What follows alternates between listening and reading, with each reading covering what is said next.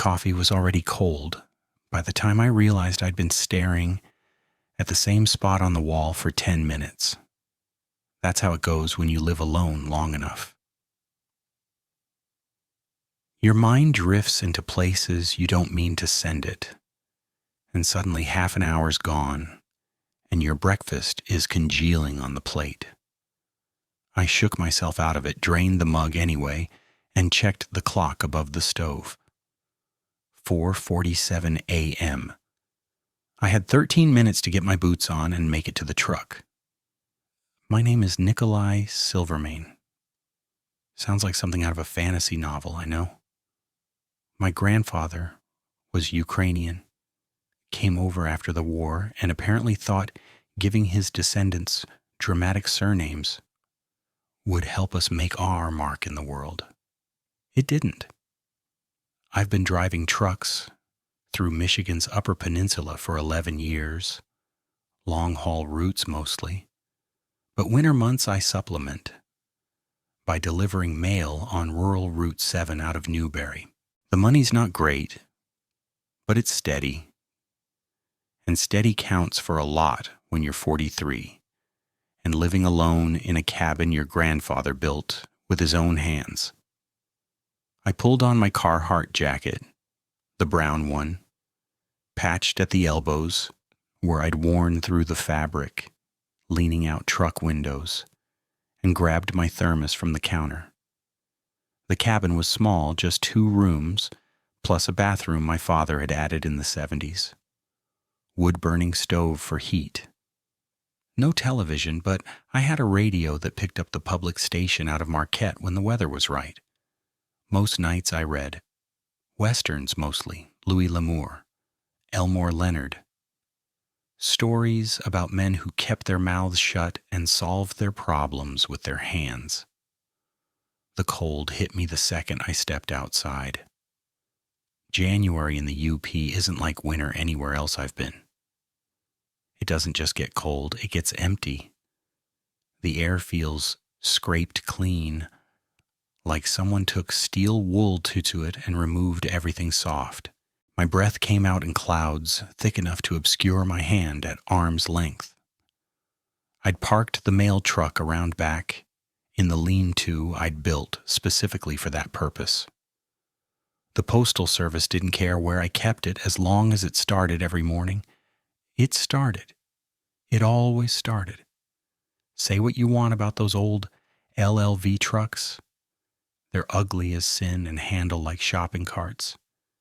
But they're reliable in ways newer vehicles can't match. The drive into Newberry took 20 minutes on roads that hadn't been plowed since Tuesday. I passed maybe 2 other vehicles, both trucks, both driven by men I recognized, but didn't know well enough to wave at. That's how it was up here. You knew everyone's face, maybe their name if you tried hard enough. But conversations happened at the post office or the gas station, not on frozen county roads at 5 in the morning. I sorted my mail by 5:30, had my route mapped in my head by 5:45, and was pulling out of the lot by 6.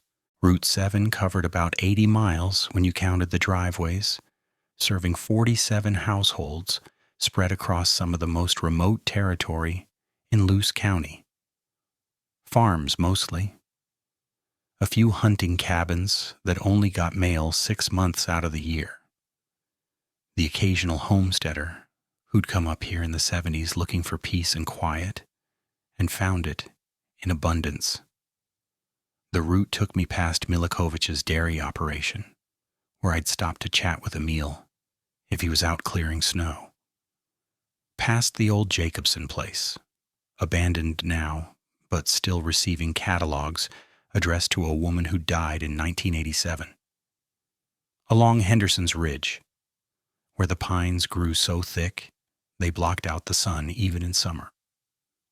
Down to the Kowalski homestead at the far end, where Mrs. Kowalski, she had to be 90 by now, kept her mailbox a quarter mile from her house because her driveway was too narrow for the truck. I finished most days by 2 o'clock, which gave me time to get to my fishing shanty on Manistee Lake before the light went completely. Ice fishing isn't about catching fish. Not really. It's about sitting still long enough that your mind goes quiet. My ex-wife called me a hermit once during one of our last phone calls. I told her I preferred the term practical. She didn't laugh.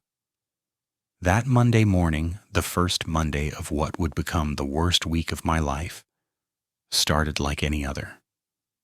I pulled out of the lot, thermos between my knees, Johnny Cash playing low on the radio. The roads were icy but manageable. The sky was that peculiar gray you only get in the UP, the kind that looks like someone draped a wool blanket over the world. I noticed the first carcass about 3 miles outside Newberry, or rather, I noticed where a carcass should have been. The day before, driving home from town, I'd passed a doe on the shoulder, hit by a truck from the look of it, look of chest caved in, one leg bent at an angle legs don't bend. I'd made a mental note to report it to the county, since they usually sent someone to clear roadkill before it attracted scavengers. But Monday morning, the doe was gone. Not just moved, gone. The only thing left was a smear of frozen blood on the snow and a drag trail leading into the tree line. I slowed the truck, peering at the marks. Something had pulled that carcass, 130 pounds minimum, off the road and into the pines. The trail was wide, like whatever made it hadn't been careful about staying hidden. Wolves, I thought. Had to be wolves. They'd been reintroducing them up north, and this winter had been brutal enough to push wildlife into new territory. A pack could absolutely drag a deer carcass into cover. I kept driving.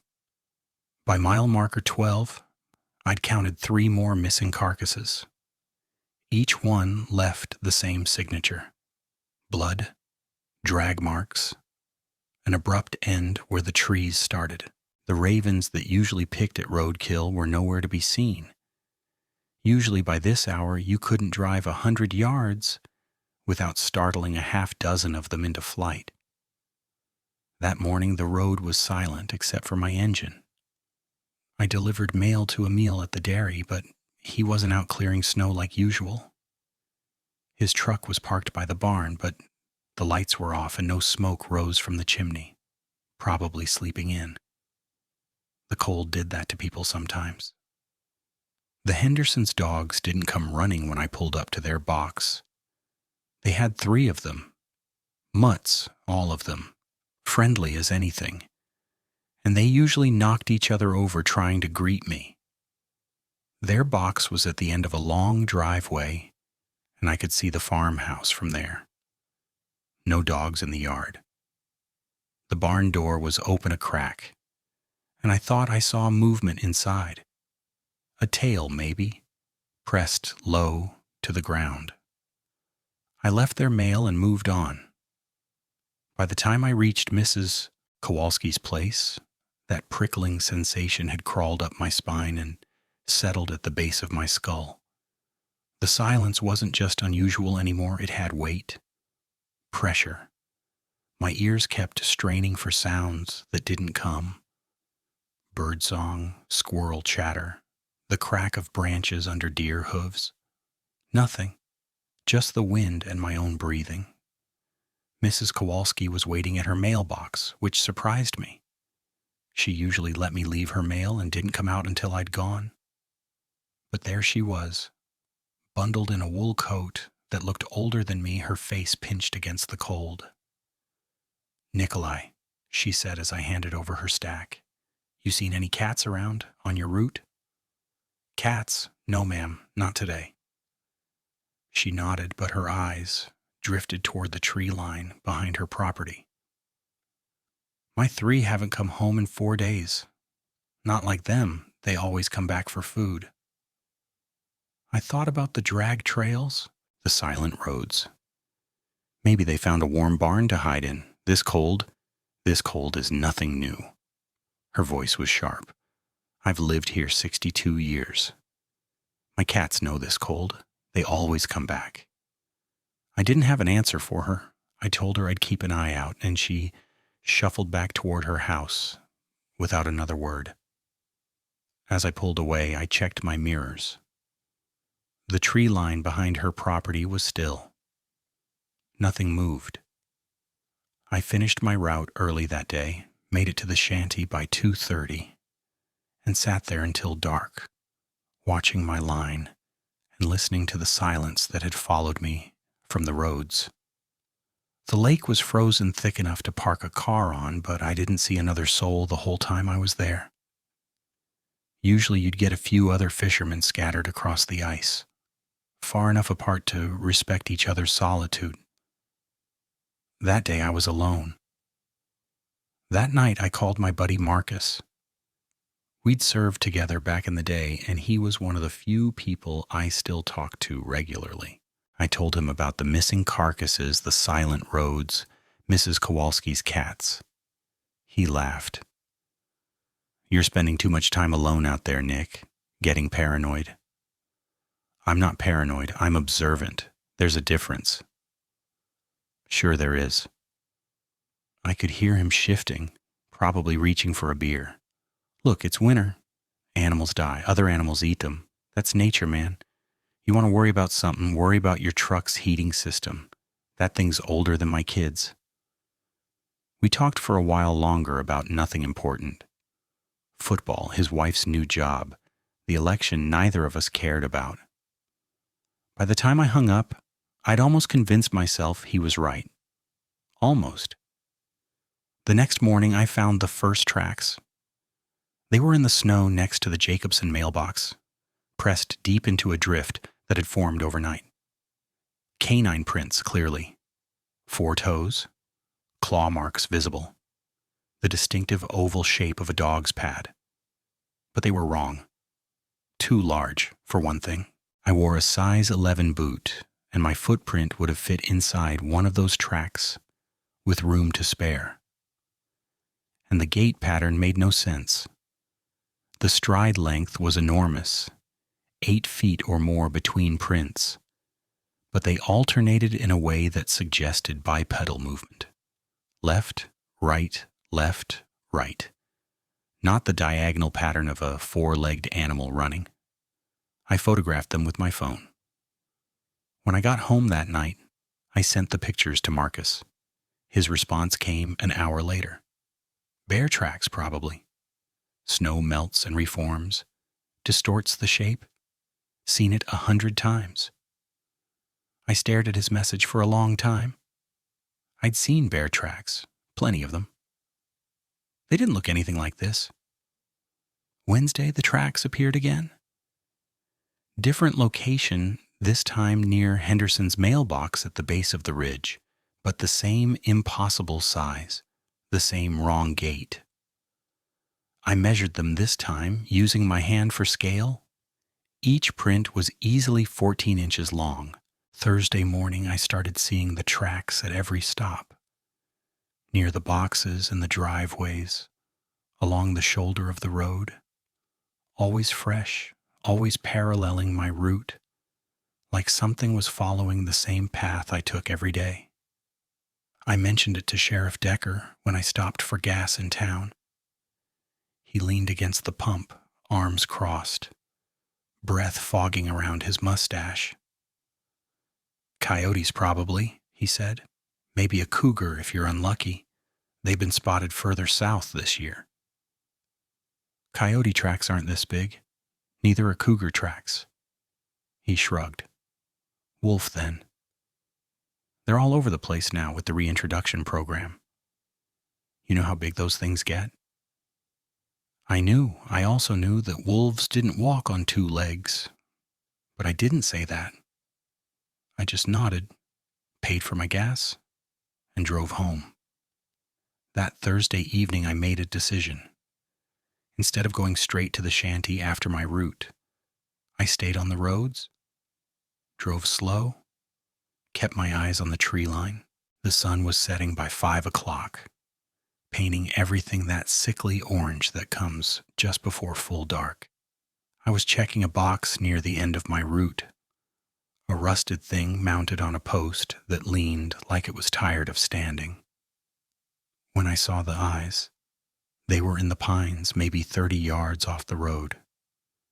Amber catching my headlights, reflecting back with that flat shine you see in animal eyes at night, but they were too high. 7 feet off the ground, at least, maybe more. I froze with my hand still reaching for the mail. The eyes didn't move, didn't blink, just watched. An owl, I told myself. A great horned owl sitting on a branch, nothing more than that. The UP was thick with them, and their eyes reflected light exactly this way. I blinked. When I opened my eyes, the tree line was empty. Just pines and snow and the last bloody light of the dying sun. I delivered the mail with hands that shook despite the cold. I drove home 20 miles over the speed limit, and that night, for the first time since my divorce, I deadbolted my door and checked every window before bed. Something was out there. Something that walked on 2 legs and watched with amber eyes and left tracks no natural animal could make. I didn't know what it was, but I was starting to understand that it knew exactly what I was. I didn't sleep that night. Not really. I'd drift off for 10, maybe 15 minutes, then jerk awake at some sound.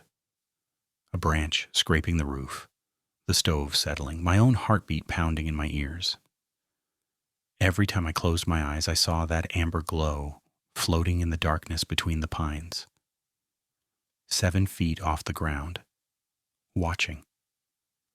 By 4 a.m, I gave up pretending, made coffee, sat at the kitchen table with my grandfather's old hunting rifle across my knees, and waited for dawn. The cabin felt smaller than usual, the walls pressing in like they were trying to protect me from something they couldn't name. Outside, the wind had picked up, throwing snow against the windows in irregular bursts that sounded too much like footsteps for comfort. When the sky finally started to lighten, that slow gray creep that passes for sunrise in January, I forced myself to eat something. Toast. Couldn't taste it. My hands were steadier than they'd been the night before, but that wasn't saying much. I had a choice to make. I could call in sick, stay home, keep the rifle close and the doors locked until whatever I'd seen moved on to other territory. Or I could do my job, drive my route, and prove to myself that I wasn't losing my mind. My grandfather had a saying, a man who runs from shadows will spend his whole life in the dark. I grabbed my keys and headed for the truck. The morning was brutally cold, the kind of cold that makes your teeth ache and your lungs burn with every breath. I warmed up the LLV for 10 minutes before pulling out, watching the exhaust plume rise and disappear into the gray. The road to Newberry was empty. No other vehicles, no wildlife, just me in the snow and the silence that had become my constant companion. At the post office, I sorted mail like I always did. My hands knew the motions by heart: stack, sort, bundle, load. Carol, the morning clerk, asked if I was feeling okay. Said I looked pale. Didn't sleep well, I told her. This cold gets into your bones. She nodded like she understood, but she didn't. Nobody did. I started my route at 6 on the dot. The first few stops were uneventful. Mail in box, box closed, move on. The roads were still empty, still silent. I kept the radio off, straining my ears for any sound that might tell me I wasn't alone out here. The absence of birdsong was almost physical, a pressure against my eardrums that made me want to pop them. At the Jacobson place, I stopped the truck and got out. The tracks from yesterday were gone, buried under fresh snow that had fallen overnight, but there were new ones. Same impossible size, same wrong gait pattern. They started at the edge of the road, crossed the ditch, and disappeared into the tree line maybe 20 yards from the mailbox. I followed them. I don't know why. Curiosity, maybe. Or the need to prove to myself that there was a rational explanation for what I'd been seeing. Bears do stand on their hind legs sometimes. Dogs can grow unusually large. There had to be something, some combination of natural factors that could account for tracks like these. The snow was knee-deep in places, and I had to lift my legs high to make any progress. My breath came in ragged gasps that fogged the air in front of me. The tracks led straight toward a dense stand of pines, their branches so thick with snow, they formed a kind of wall. I stopped at the tree line. The tracks didn't continue on the other side. They just ended, right at the base of a massive white pine, its trunk thick enough that I couldn't have wrapped my arms around it. I looked up, half expecting to see something crouched in the branches. Nothing. Just snow and bark and the gray sky pressing down. But there was something else. A smell. Faint, almost lost in the clean bite of the cold, but unmistakable once I noticed it. Musk. Animal musk. Thick and rank. Like a dog that had rolled in something dead. And underneath that, something else. Something copper sharp. Like blood left too long in the sun. I backed away, slowly at first, then faster, not quite running, but not walking either. When I reached the truck, I slammed the door and locked it. A useless gesture, I knew, but my hands did it anyway. The rest of the route passed in a blur. I delivered mail on autopilot, my mind churning through explanations that grew more desperate with each passing mile. Maybe it was a bear, a big one, sick or starving, behaving erratically because of the cold. Maybe the tracks looked bipedal because of the way the snow had drifted. Maybe the smell was just a dead deer somewhere in the underbrush, hidden from view but close enough to reach my nose. Maybe the eyes had been an owl, a really big owl, on a really high branch. By the time I reached Emil's dairy, I'd almost convinced myself. His truck was still parked by the barn, but this time smoke was rising from the chimney. I pulled up to the mailbox and was about to drop his letters when the farmhouse door opened and Emil came out, waving. "Nikolai, got a minute?" I killed the engine and climbed out, my boots crunching on the packed snow of his driveway. Emil was a big man, 6'3" and broad across the shoulders, with hands like dinner plates and a face weathered by decades of outdoor work. He'd been working this dairy since before I was born, and there wasn't much that rattled him. He looked rattled now. "You been seeing anything strange on your route?" he asked, his voice low, even though we were the only ones within miles. "Animals acting weird, maybe? Signs of something off?" My stomach dropped. "What kind of something?" He glanced over his shoulder at the barn, then back at me. "Lost 2 calves this week. Not sick. Gone. Pens were locked. No sign of forced entry. Just gone. And the dogs won't go near the north pasture. I tried to walk them out there yesterday, and they about pulled my arm off, trying to get back to the house." "Wolves," I said, but the word tasted like a lie in my mouth. Emil shook his head. "I've dealt with wolves. This ain't wolves. Whatever got into that barn didn't leave tracks going out, just..." He paused, seeming to struggle with the words. "Just scratches on the ceiling beams, like something climbed up and through the roof." I stared at him. "The ceiling? I know how it sounds, but I'm not making it up, Nikolai. You can come look if you want. The scratches are deep. Claws, maybe. Something with long claws and a lot of strength. I didn't want to look. Every instinct I had was screaming at me to get back in the truck and drive away, to pretend this conversation had never happened. But Emil's eyes were pleading, and I could see the fear in them, the same fear I'd been trying to ignore in myself. Show me. The barn was warm compared to outside, heated by the bodies of the cattle that stood in their stalls with eyes too wide and muscles tense beneath their hides. They knew something was wrong. Animals always know. Emil led me to the back corner where 2 empty pens stood with their gates still latched. The straw was undisturbed. No blood. No signs of struggle. Just 2 spaces where calves should have been. Now look up. I tilted my head back. The scratches were there, just like he'd said. Long gouges in the wood of the ceiling beam. 4 parallel lines spaced about 3 inches apart.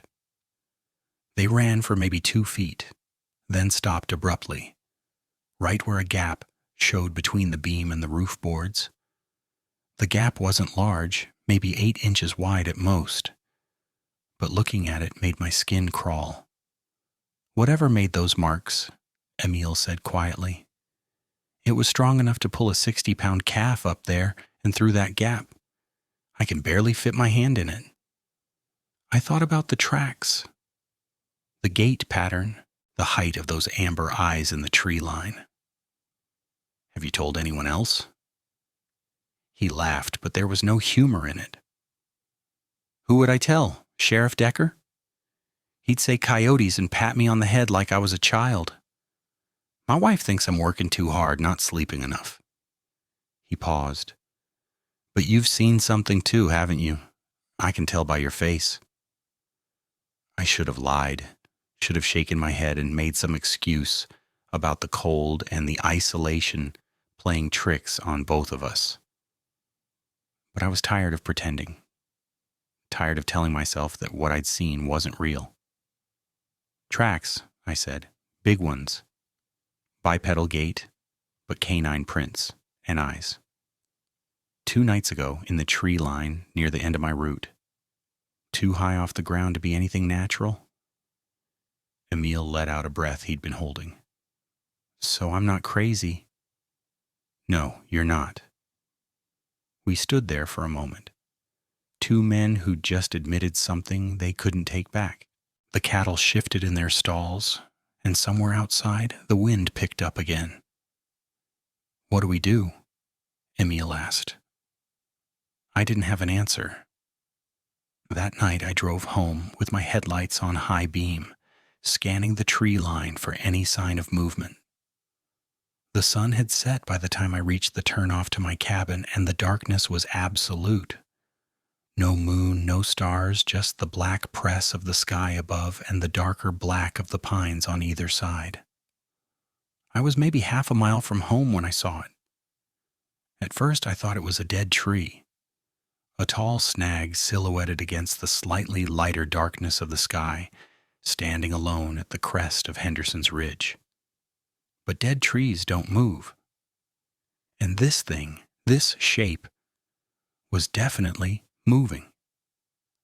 I stopped the truck.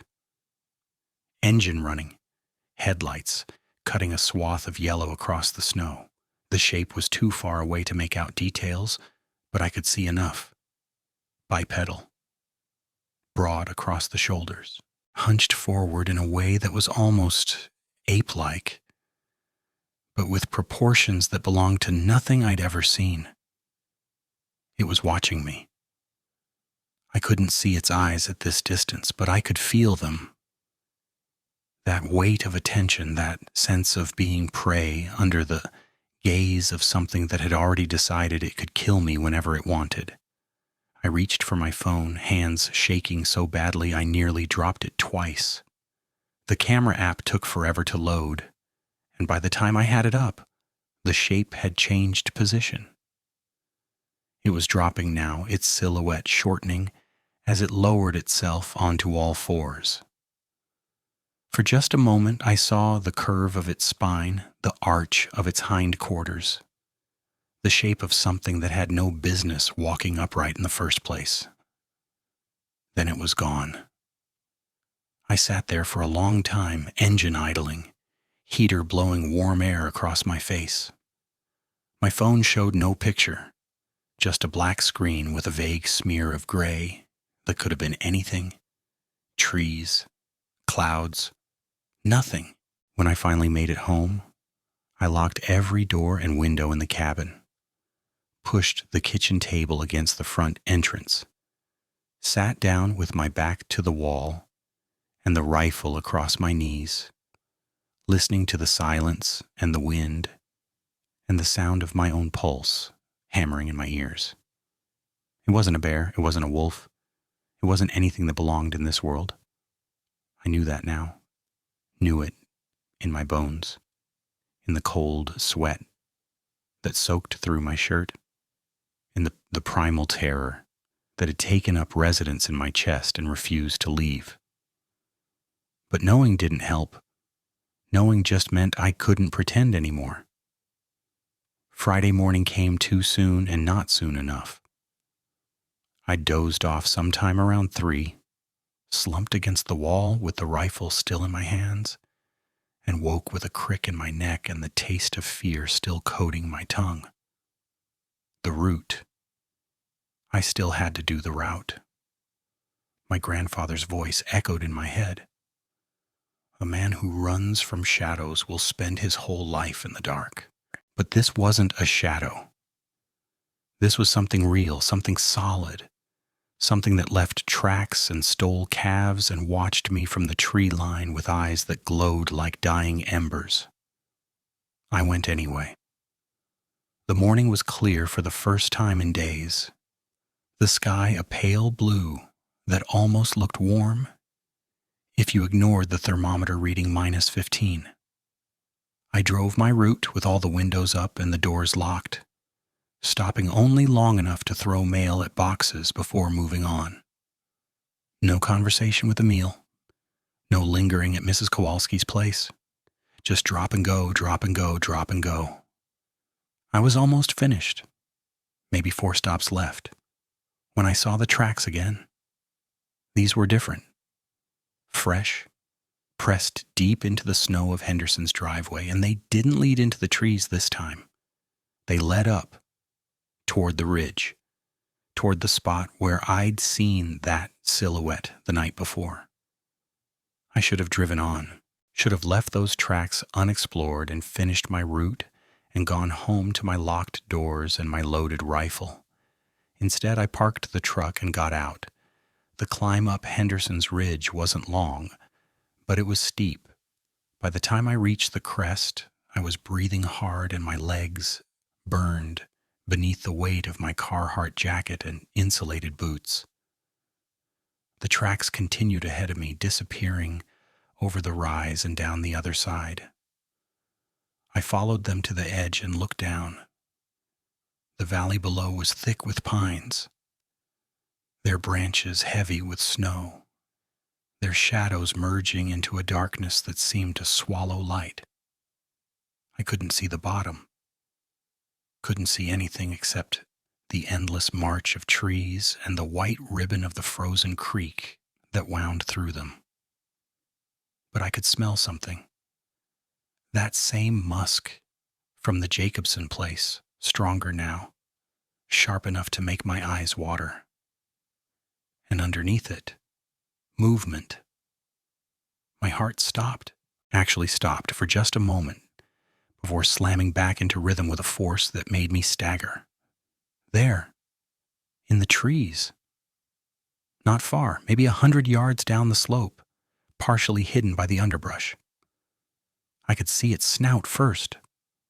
Long, lupine, the black leather of its nose twitching as it drew in air. Then its mouth, lips peeled back from yellowed teeth that were too large, too many, arranged in rows that no natural jaw could hold. Its fur was gray-brown, matted in places with something dark and wet, and it covered a body that I couldn't quite process. shoulders too wide, arms too long, hands gripping a pine trunk, with fingers that bent in all the wrong directions. It was watching me. Those amber eyes, the same ones I'd seen in the headlights, locked onto mine with an intelligence that made my stomach turn. It knew I was there. Had probably known since I started climbing. Had let me come, let me see. A test, a challenge, a message. I know you're watching. And I want you to know that I'm watching back. I don't remember going down the ridge. Don't remember running to the truck, slamming the door, throwing it into reverse. The next clear memory I have is sitting in the post office parking lot in Newberry. Engine still running. Hands gripping the steering wheel so hard my knuckles had gone white. Carol knocked on my window. I nearly screamed. "Nikolai, are you okay? You look like you've seen a ghost." I wanted to laugh. A ghost would have been fine. A ghost I could have handled. But I'm fine, I heard myself say. Just tired. She didn't believe me. I could see it in her eyes. But she let it go. Because that's what people do up here. They let things go. They don't ask questions they don't want answers to. That night, I called Marcus again. I saw it, I told him, clear as day. It was watching me from the trees, and it's not a bear, Marcus. It's not a wolf. It's not anything I've ever... Nick, stop. His voice was gentle, the way you talk to someone who is breaking down. Listen to yourself. You've been alone up there too long. The isolation, the dark, the cold. It does things to people. Makes them see things that aren't there. I know what I saw. Do you? Because from where I'm sitting, it sounds like a man who hasn't had a real conversation in weeks, who spends all day driving through empty woods and all night alone in a cabin that time forgot. That kind of life, it plays tricks on you. Trust me. I've seen it happen. I wanted to argue, wanted to describe what I'd seen in every horrible detail, make him understand that this wasn't stress, wasn't isolation, wasn't my mind cracking under the weight of solitude. But what was the point? He'd already decided I was crazy. Already decided maybe he was right. Maybe I was seeing things that weren't there, filling the silence with monsters because the emptiness was too much to bear. Maybe you're right, I said, the lie heavy on my tongue. Get some sleep, Nick. Take a day off if you can. This will all look different in the morning. We said our goodbyes. I hung up. It didn't look different in the morning. It looked worse. Saturday morning arrived gray and heavy, the sky pressing down on the pines like a weight. I hadn't slept. Hadn't even tried. Every time I closed my eyes, I saw those amber orbs, that impossible snout, those fingers wrapped around the pine trunk like they belonged there. Like they'd always belonged there. I made coffee, drank it standing at the window watching the tree line. Nothing moved. The silence had become its own presence, thick and suffocating, wrapping around the cabin like gauze around a wound. No birds, no squirrels chattering in the branches. Even the wind seemed to hold its breath. My grandfather's rifle stood propped against the wall by the door. I'd loaded it the night before, checked the action 3 times, made sure the safety was off. It felt like a talisman now, a physical reminder that I wasn't completely helpless. But deep down in that place where logic still flickered like a dying ember, I knew it wouldn't be enough. Whatever was out there, it wasn't afraid of rifles. It wasn't afraid of anything. The phone rang. I nearly dropped my coffee. Nikolai? It was Emil's voice, rough with exhaustion. You busy today? No, day off. Lost another calf last night, 3rd one this week. A pause, heavy with things he didn't want to say. I need help checking the fences, making sure they're secure. My back's been giving me trouble, and the boys are away until Monday. I should have said no. Every instinct screamed at me to stay inside, to barricade the door and wait for spring. But Emil had helped me when the truck broke down last November, had refused payment even when I insisted. Up here, you paid your debts. You didn't leave your neighbors to struggle alone. I'll be there in 20 minutes. The drive to Emil's dairy felt longer than usual. The roads were empty, the farms silent, smoke rising from chimneys in thin gray threads that disappeared into the overcast sky. I kept my eyes on the mirrors, scanning the tree line for any sign of movement. Nothing, but the absence felt wrong, deliberate, like a held breath before a scream. Emil met me in the yard, his weathered face drawn tight with worry. The circles under his eyes matched my own. Thanks for coming. He handed me a steaming cup of coffee from the thermos he carried. Didn't know who else to call. Sheriff Decker's no use. Keeps saying it's coyotes, maybe wolves come down from the territories. But I've lived here 40 years, Nikolai. I know what wolves do. This isn't wolves. We walked the fence line together, checking for gaps, testing the posts. The cold bit through my jacket, but I barely felt it. My attention kept drifting to the trees beyond the pasture, to the shadows that pooled beneath the pines like dark water. Here. Emil stopped, pointing to a section of fence near the back corner of the property. This is where they're getting in. I crouched down, studied the wire. It wasn't cut. It was bent, twisted aside with a force that had warped the metal into shapes it was never meant to hold. The posts on either side were scarred with deep gouges, 4 parallel lines that had stripped the wood down to pale splinters. What the hell could do that? Emil asked, his voice quiet. I didn't answer. I was staring at the ground beyond the fence, at the tracks pressed into the frozen mud. They were the same prints I'd been seeing along my route. Canine, but wrong. Too large, too deep. And beside them, something else. Something that made my stomach clench with sudden violent fear. Handprints, not paw prints. Handprints. 5 distinct digits, each tipped with a claw that had sunk half an inch into the frozen earth. The palm was too wide, the fingers too long, and there was something about the angle of the thumb that suggested a grip strength beyond anything human. Nikolai, what is it?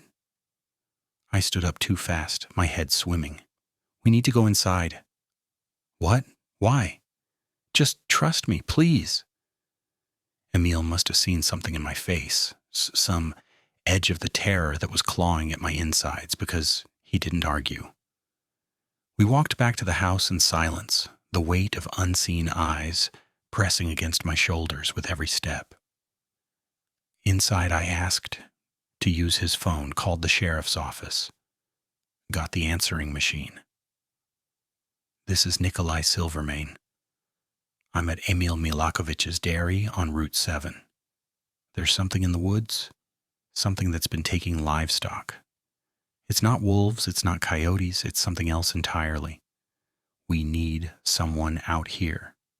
Today. Please. I hung up, knowing no one would come, knowing no one would believe me. Emil made lunch. We ate in silence, the radio playing softly in the background. Some country station out of Marquette. The DJ's cheerful voice a jarring contrast to the dread that filled the kitchen. I helped him reinforce the fence, drove stakes into the frozen ground until my shoulders ached and my hands were raw. It felt pointless, like hanging curtains on a condemned building, but it gave us something to do, something to focus on besides the waiting. By 3 o'clock, the light was already starting to fade. Winter days in the Upper Peninsula were brutal in their brevity, the darkness rushing in like a tide that couldn't be stopped. I told Emil I had to go. "You shouldn't be driving alone," he said, "not with whatever's out there." "I'll be fine. It's only half a mile to my place." He didn't look convinced. Neither was I. The drive home was the longest half mile of my life. The trees pressed close to the road, their branches reaching across the narrow track like grasping fingers. Shadows pooled in the ditches, in the spaces between the trunks, gathering into shapes that my mind kept trying to resolve into something familiar, something safe. I pulled into my driveway just as the last of the daylight bled out of the sky. The cabin looked smaller than usual, more fragile, a matchbox construction set down in the middle of an infinite darkness. I sat in the truck for a long moment, engine running, headlights carving a path through the gloom. Nothing moved. The silence pressed against the windows like a physical force. I grabbed my grandfather's rifle from the passenger seat and got out of the truck, moving fast. The cold hit me like a slap, sharp and immediate, but I barely registered it. My focus was on the door, on the distance between the truck and the cabin, on the shadows that seemed to shift at the edges of my vision. Inside, I threw the deadbolt, checked the windows, made sure the back door was locked, wedged a chair under the handle for good measure. Then I stood in the middle of the room, rifle in my hands, and listened. Nothing. The silence was absolute, a void that swallowed every sound. No creaking of settling wood. No wind against the walls. No distant cry of an owl or the rustle of branches. Just nothing. I should have felt relieved. Should have taken the quiet as a sign that whatever was out there had moved on, found other territory, other prey. But the silence didn't feel empty. It felt occupied, like something was waiting in it, holding itself still, listening for me the same way I was listening for it. I don't know how long I stood there. Minutes, maybe longer. Eventually my legs started to ache, and I forced myself to move, to go through the motions of normalcy. I made dinner, canned soup, heated on the stove because I didn't trust my hands to do anything more complicated. I ate at the kitchen table, back to the wall, rifle within arm's reach. The soup tasted like cardboard, but I forced it down anyway. Afterward, I tried to sleep. Lay on the couch with the lights on, rifle across my chest, eyes fixed on the ceiling. Every creak made my heart spike. Every gust of wind against the walls sent adrenaline flooding through my veins. Sleep was impossible. Rest was impossible. All I could do was wait and watch and pray for morning. Sometime around midnight I heard it. A scratching sound, soft at first, barely audible over the thud of my own heartbeat, coming from the back of the cabin, from the wall near the bedroom. I sat up slowly, rifle raised. The scratching continued, a rhythmic rasping like nails against wood or claws. 4 parallel lines dragging downward, pausing, then starting again. It knew I was inside.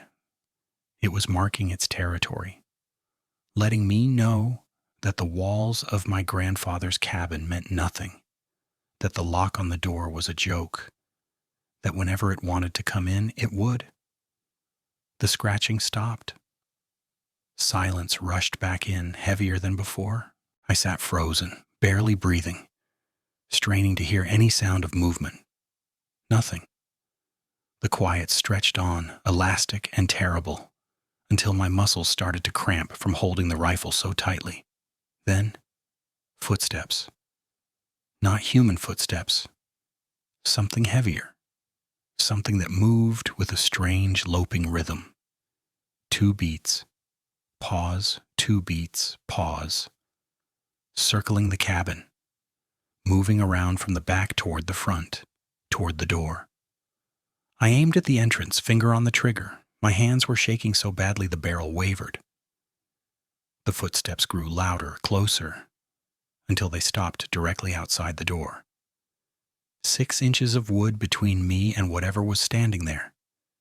6 inches and nothing else. A long, slow inhalation.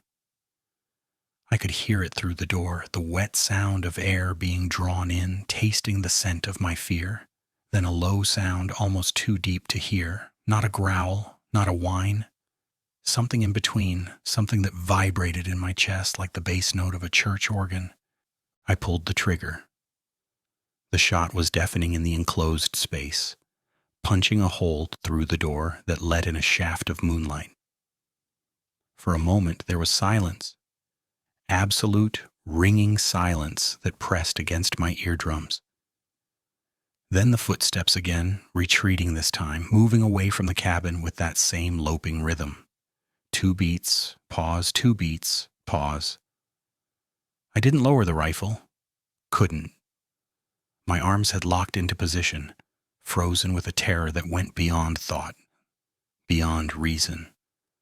I stood there for what felt like hours, watching the hole in the door, waiting for something to come through it, waiting for those amber eyes to appear in the gap, waiting for the end. It never came. Sometime before dawn, exhaustion finally won.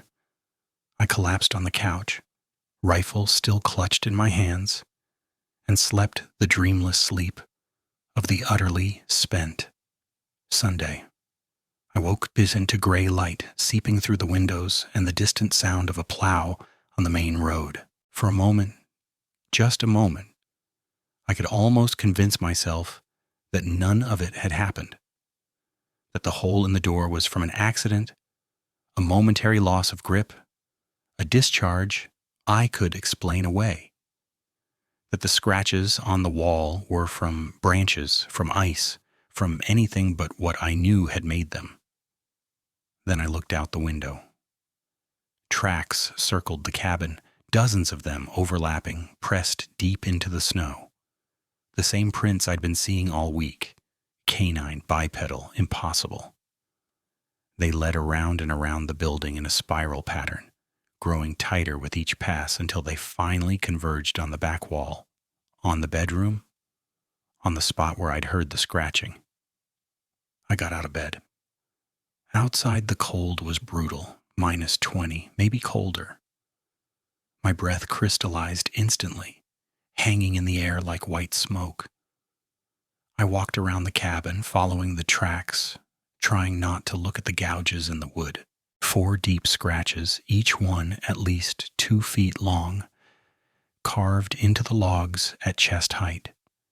They'd been made with deliberate slowness. I could see where the claws had dragged, leaving behind curls of wood like the shavings from a lathe.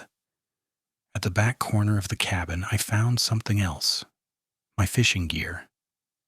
I kept it in the shed, locked behind a door with a padlock that took 2 hands to open.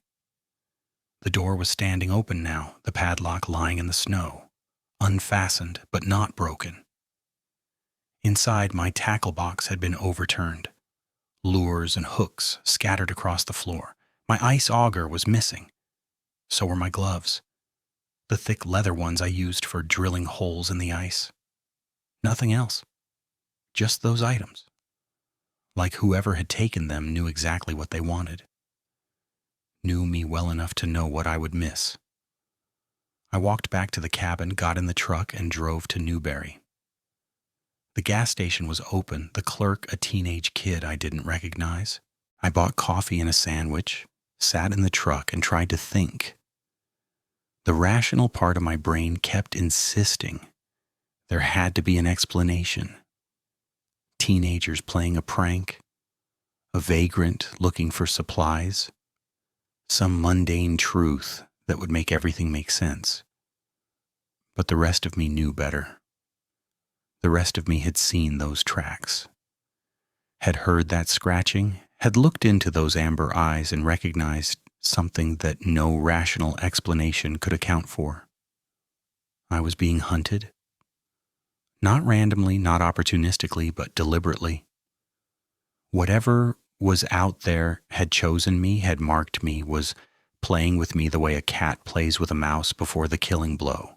The missing items weren't theft. They were trophies. Proof that it could take whatever it wanted, whenever it wanted. And there was nothing I could do to stop it. I drove to the sheriff's office. Decker wasn't there. Weekend shift. Nobody home but the answering machine. I left another message, more detailed this time, describing the tracks and the scratches and the missing gear. I knew it was pointless. Knew that even if he listened, he wouldn't believe me. But I had to try, had to do something. Marcus didn't answer when I called. Neither did my ex-wife, not that I really expected her to. The only person who picked up was Carol from the post office, and when I started to explain what was happening, she cut me off.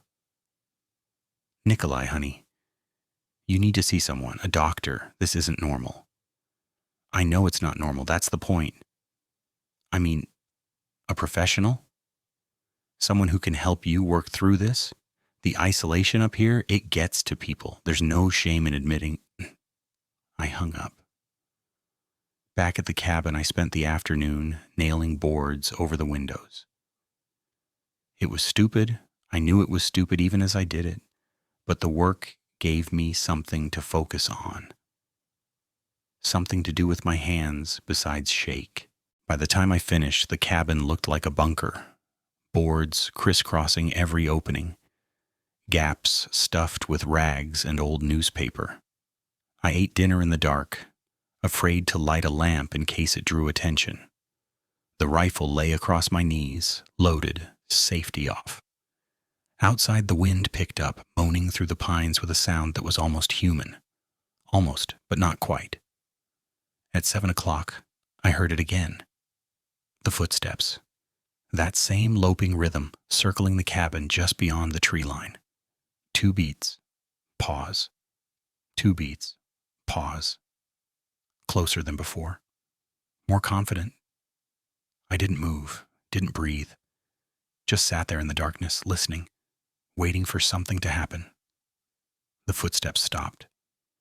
Silence, then from directly behind me, impossibly, horrifyingly, from inside the cabin. A voice. Not human, not animal, something in between. A grinding, rasping sound that might have been words, might have been my name, stretched and distorted beyond recognition. I spun around, rifle up, finger on the trigger. Nothing. The cabin was empty. The doors were locked. The windows were boarded. There was nowhere anything could have gotten in, no way anything could have stood behind me without me seeing it. But the smell was there. That same musk from before, thick and choking, mixed with the copper tang of old blood. It filled the room, filled my lungs, made my eyes water, and my stomach heave. Something had been in here with me. Something had stood close enough to whisper in my ear, and I hadn't known, hadn't sensed it, hadn't seen anything until it wanted me to. That was when I understood. The locked doors, the boarded windows, the rifle in my hands, none of it mattered. I was prey, had been prey since the moment those amber eyes first found me in the headlights, and prey didn't escape. Prey didn't fight back. Prey just ran and hid and waited for the end. I spent the rest of the night in the corner, back pressed against the wall, rifle aimed at the darkness. The musk faded slowly, replaced by the familiar smells of old wood and cold air. But I didn't relax. Couldn't relax. Every shadow hid something now. Every sound was a warning. At 4 a.m, the footsteps started again. Circling, waiting, getting closer with every pass. Monday was coming.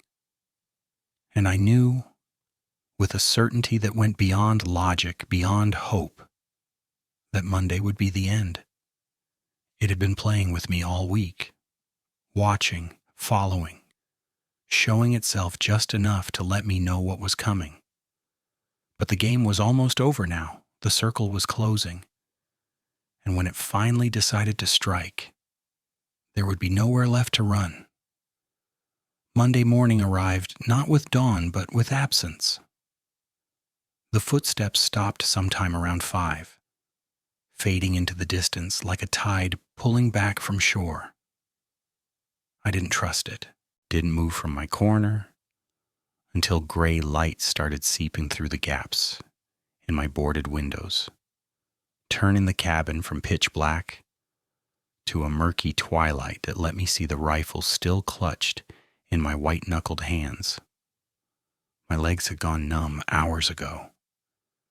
When I finally forced myself to stand, pins and needles shot through my calves so intense, I nearly collapsed. I caught myself on the wall, breathing hard, listening. The silence outside had a different quality now. Not the predatory quiet of something waiting, but the emptiness of something that had moved on. Temporarily. I had a choice to make. I could stay in the cabin, wait for it to come back, let the circle close until there was nowhere left to run. Or I could move. Get to the truck. Drive until I hit a town with people, with lights, with witnesses. Whatever was out there had been careful not to show itself in the open, not to leave evidence anyone else could see. Maybe it couldn't. Maybe there were rules it had to follow, limitations on where and when it could hunt. Or maybe I was grasping at straws because the alternative was accepting that I was already dead.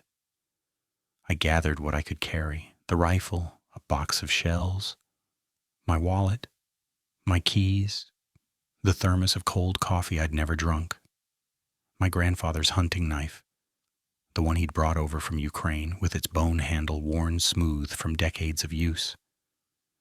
I shoved everything into a duffel bag and stood at the front door listening. Nothing. I opened the door. The cold hit me like a physical blow, stealing my breath, making my eyes water.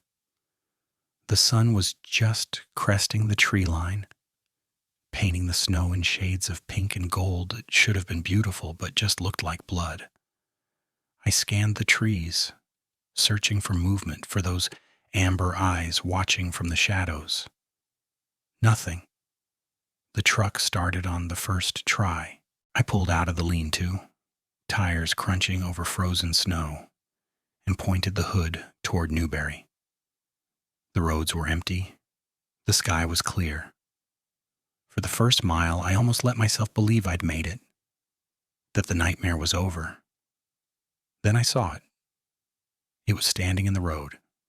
Full daylight, full view. No shadows to hide in, no distance to blur the details. Just the creature, centered in my lane, watching me approach, with those amber eyes that had haunted me for a week. 8 feet tall, maybe more. Its legs bent backward at the knee, like a dog's, ending in feet that were too long, too narrow, tipped with claws that gouged trenches in the packed snow. Its body was roughly human in shape. 2 arms, 2 legs, a torso that heaved with breath, that steamed in the cold. But the proportions were wrong. The shoulders were too wide, the arms too long, hanging past its knees with fingers that bent at angles fingers shouldn't bend. Gray-brown fur covered every inch of it, matted in places with something dark and crusted that might have been blood. But it was the head that broke something inside me, the part of my brain that had been clinging to rational explanations, to wolves and bears and mass hallucination, simply shut down. It had a snout, long and lupine, filled with yellowed teeth that protruded from black lips in rows that went back too far. Its ears were tall and pointed, swiveling toward me like radar dishes tracking a signal. And its eyes, those amber eyes I'd been seeing all week, held intelligence, calculation. Something that wasn't human, had never been human, but understood humanity well enough to toy with it. To enjoy the fear? It smiled. I didn't know its face could do that. Didn't think those muscles were built for expression. But the lips pulled back, the cheeks lifted, and suddenly I was looking at something that knew exactly what I was feeling and found it amusing. My foot found the accelerator before my brain gave the order. The truck surged forward, engine roaring, tires spinning for a heartbeat before finding purchase. The creature didn't move, just stood there watching me come, that smile never wavering. At the last second, I swerved. I don't know why. Maybe some instinct that said hitting it head on would be worse than whatever happened if I tried to go around. Maybe cowardice. Maybe just a flinch. A moment of weakness I'd spend the rest of my life regretting. The truck clipped its leg as I shot past. I felt the impact through the steering wheel, heard the crunch of something breaking that might have been bone, or might have been my front bumper. The creature screamed, a sound like tearing sheet metal, like 100 wolves howling in unison through a throat that wasn't built for sound. And I saw it spin in my rear view mirror, staggering, one leg bent wrong. Then it was gone. I didn't look back again, just drove, both hands white on the wheel, foot pressed to the floor. Speedometer climbing past 60, 70, 80 on roads that weren't built for half that speed. The truck fish-tailed on a curve and I almost lost it, almost put it into a tree, but I caught the slide and kept going, kept running, kept fleeing, like the prey animal I'd become. Something hit the roof. The impact came from above and behind, a massive weight, landing on the truck hard enough to buckle the metal. I heard claws scrabbling for purchase, heard that rasping breath directly over my head, and I slammed the brakes as hard as I could.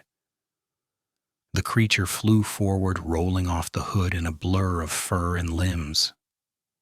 I saw it for a split second through the windshield, those amber eyes wide with surprise, that smile finally gone, before I threw the truck into reverse and floored it backward. The tires found no traction. I was sliding, spinning, the back end swinging around until I was facing the wrong direction, the creature already rising from the snow, that broken leg somehow bearing its weight again. It shouldn't have been standing. I'd felt that impact. I'd heard the bone break. It was standing anyway. I spun the wheel, got the truck, pointed away from it, and accelerated. Something hit the rear window and it shattered. Safety glass spraying across the back seat. Cold air flooding in with a roar. I didn't look. Couldn't look. Just kept my eyes on the road and drove. The gas station in Newberry appeared through the trees like a mirage. I pulled in so fast I nearly took out a gas pump, slamming to a stop at an angle that blocked 3 parking spaces. My hands were shaking too hard to turn off the engine. When I finally managed to pull the keys, they slipped through my fingers and fell into the footwell.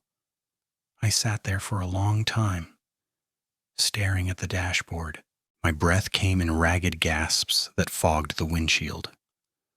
Blood dripped from my chin. I'd bitten through my lip at some point. I didn't remember when. And my palms were slick with red where the steering wheel had cut into my grip. The creature wasn't behind me. I checked the mirrors, checked the tree line, checked every shadow that might hide those amber eyes. Nothing, just the gas station clerk, staring at me through the window, phone in hand, probably calling the sheriff to report a lunatic who just destroyed his parking lot. I got out of the truck on legs that barely supported my weight.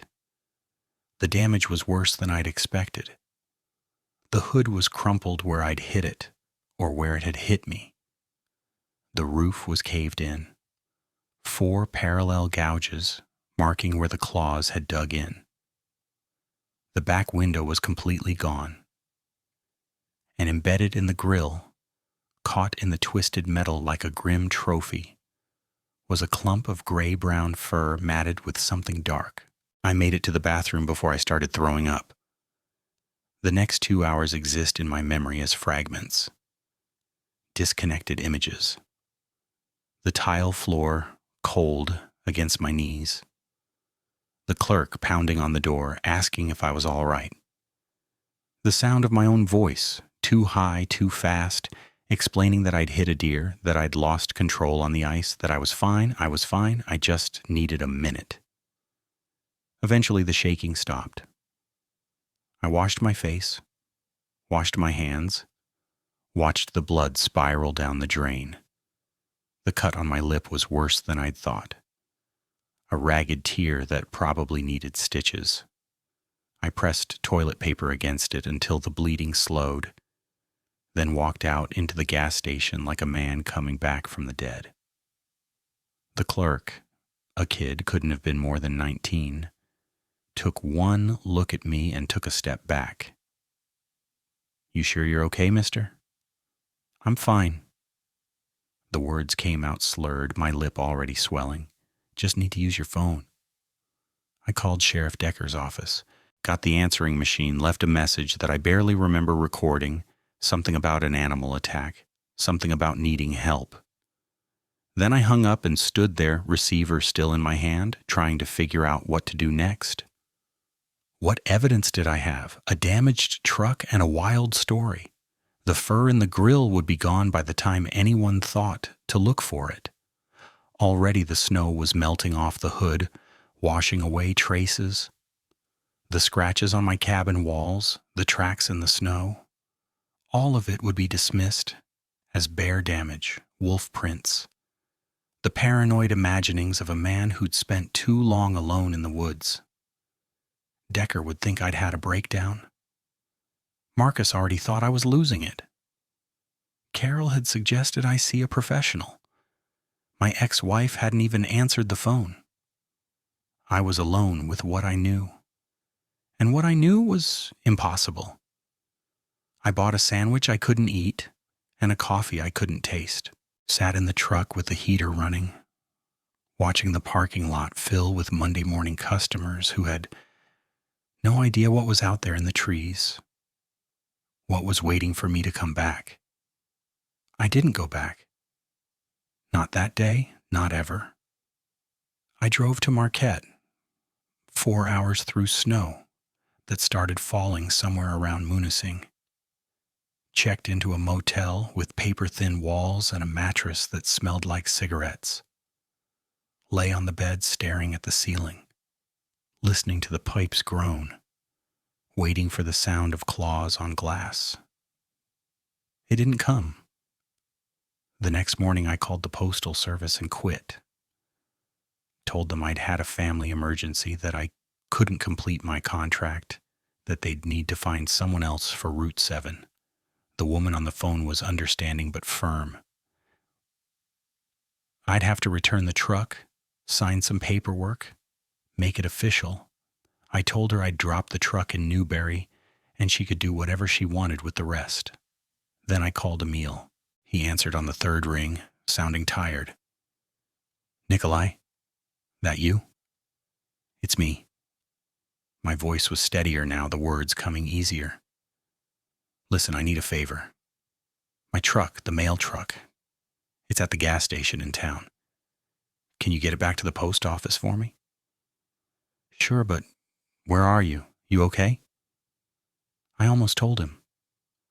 Almost explained about the creature, about what the week of stalking, about the chase on the road and the thing that had landed on my roof. But the words wouldn't come. How do you explain something like that? How do you make someone understand when you barely understand yourself? "I'm heading out of state," I said instead. "Family thing. I'll be gone a while." "What about your cabin? You want me to check on it?" The cabin. I thought about the boards over the windows, The hole in the front door, the scratches on the back wall, the smell of musk that might still be lingering in the corners. My grandfather had built that cabin with his own hands, carried the logs in on his back, raised it board by board over the course of a summer. It was the only thing he'd left me besides his knife and his name. "Do whatever you want with it," I said. "I'm not coming back." The silence on the other end stretched long enough that I thought the connection had dropped. Then Emil's voice, quieter now. "Nick, what happened out there?" "Something I can't explain, something I don't want to explain. Just be careful, okay? Don't stay out after dark. And if you see anything in the tree line, anything that doesn't look right, don't stop. Just keep driving. You're scaring me, man." "Good." I hung up before he could ask anything else. I sold the cabin in March. Never went back to get my things, just hired a company to pack everything up and ship it to storage, told them to throw away anything that looked damaged. The real estate agent handled the rest. She got a good price, she said. Hunting cabins in the UP were in demand. I didn't care. I just wanted it gone. Wanted every connection to that place severed, every reminder erased. The drive to Arizona took 5 days. I stopped only when I had to. Gas, food, a few hours of sleep in rest stops where the parking lots were well lit and other people were around. The first night, I dreamed about amber eyes watching from the darkness. The second night, I dreamed about like claws on the roof of my truck. By the third night, I'd stopped sleeping entirely. The desert felt like salvation. All that open space, all that flat ground. Nowhere for anything to hide. I settled in Flagstaff because it reminded me of nothing I'd ever known. Rented an apartment on the second floor of a building surrounded by parking lots and strip malls. Applied for a job with a trucking company that ran routes through New Mexico and Nevada. They hired me on the spot. 11 years of experience, clean record, willing to take the long hauls nobody else wanted. I've been here for 3 years now. 3 years of sleeping with the lights on, of keeping the blinds closed, of checking every shadow for movement. I own a gun I've never fired, and a deadbolt I check 3 times every night. I don't go out after dark unless I have to. My ex-wife called once, about a year after I left. Heard I'd moved, wanted to know if I was okay. I told her I was fine, told her that isolation had gotten to me, that I'd needed a change, that the desert was good for my head. She didn't believe me. I could hear it in her voice. But she didn't push. We're not close enough for her to push anymore. Marcus stopped calling after I insisted on what I'd seen. The last conversation we had, he told me I needed help. Professional help. That the things I was describing weren't possible, that I'd had some kind of break, that he was worried about me. I told him I wasn't crazy. Told him what I'd seen, what I'd heard, what had chased me through those frozen woods. He listened, and then he hung up, and he hasn't called since. I don't blame him. I wouldn't believe me either. Some nights, when the wind comes down off the mountains and sounds almost like something breathing, I wonder if it followed me. If those amber eyes are out there somewhere in the darkness, waiting for me to let my guard down. I know it's paranoid. I know the desert is thousands of miles from the UP, that whatever that thing was, it belonged to those frozen woods and couldn't survive here, even if it wanted to. But I still don't go out after dark. I still check the locks 3 times. I still sleep with the lights on. Last spring, I drove up to Flagstaff's library and spent an afternoon on the computers, searching for anything that might explain what I'd seen. Old legends, folklore, news reports of strange sightings in Michigan's Upper Peninsula. I found pieces, stories of something called the Michigan Dogman, reports going back decades of a creature matching what I'd seen. Hunters, hikers, drivers on lonely roads, all describing the same thing: tall, bipedal canine features, amber eyes that glowed in the dark. Nobody had ever killed one. Nobody had ever captured one. Nobody had proof of anything except stories and trauma and lives torn apart by encounters that shouldn't have been possible. I'm not the only one. That's what I took from that afternoon in the library. Other people have seen it or something like it. Other people have survived. And other people have spent the rest of their lives looking over their shoulders, waiting for it to come back. Sometimes I think about the new carrier on Route 7. Whoever took my place, whoever's driving those frozen roads now, stopping at those isolated mailboxes where the tracks used to appear. I sent a letter, anonymous, no return address, warning them. Told them not to stop at dusk. Told them not to look at the tree line. Told them to run if they ever saw eyes reflecting where eyes shouldn't be. The letter came back unopened. Return to sender, addressee unknown. Maybe they moved the route. Maybe they automated it somehow, stopped sending people out to those distant farms and hunting cabins. Or maybe the letter just got lost in the system. One more piece of mail that never reached its destination. Or maybe it doesn't matter. Maybe whatever's out there has already found them. Maybe it's playing the same game it played with me, circling a little closer each night, taking trophies, leaving tracks that no one else will believe. Maybe someone else is lying awake right now in a cabin just like mine used to be, listening to footsteps in the snow, waiting for the end. I can't save them. I couldn't even save myself.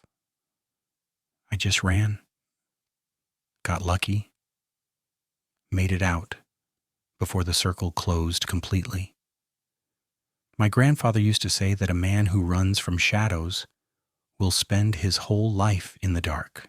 He meant it as a criticism, a reminder that courage matters, that standing your ground is what separates men from cowards.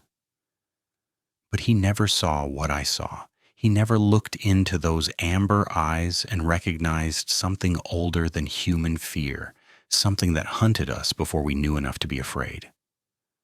Some shadows deserve to be run from. Some darkness is too deep to fight. I'm telling this now because I'm tired of carrying it alone. Because the silence is worse than the disbelief will be.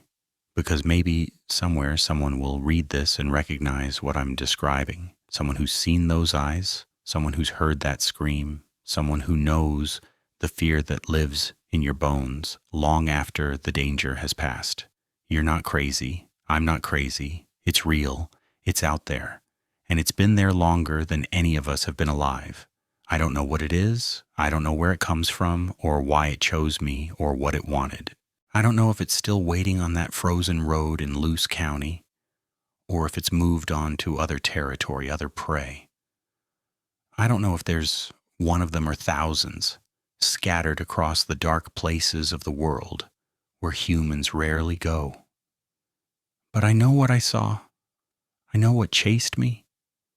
I know what landed on my truck and screamed like tearing metal when I heard it. And I know I'll never go back. The sun is setting now outside my apartment window. Orange light painting the desert. Shadows lengthening across the parking lot. I should close the blinds. Check the locks. Make sure everything is secure before full dark comes. Some habits you never break. Some fear you never outgrow. You just learn to live with it day by day, night by night, always watching, always listening, always ready to run. That's my life now. That's what those amber eyes left me with. And somewhere in the frozen woods of Michigan's Upper Peninsula, something is waiting. Something ancient and patient and hungry. Something that knows my face, my name, my fear, something that will never stop watching the tree line.